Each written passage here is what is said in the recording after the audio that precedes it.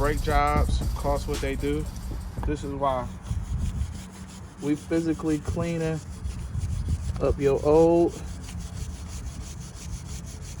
calipers, your hardware.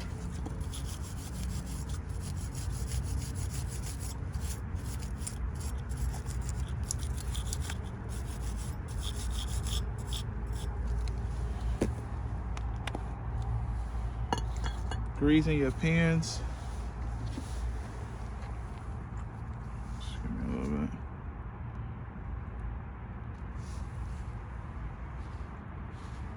A lot of times your caliper's not bad.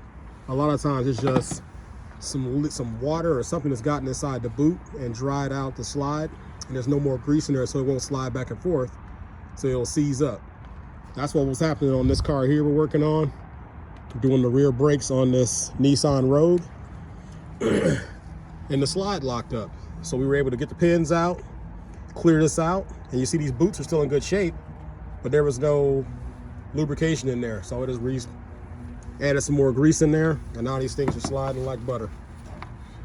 So we can take these old calipers that we had that we were going to replace and put those back on the car, send these old ones back to the parts store, save the customer some money. So you ain't got to screw somebody over to do the shit right.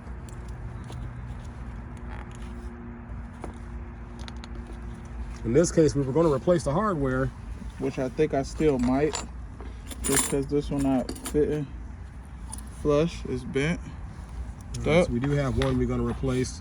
A lot of times I recommend you go ahead and replace them all, but if they're still in good shape and you can clean them up and they still got some good flexibility in them and they're still got some good tension in them, I don't always want to change them, because sometimes it's just a waste.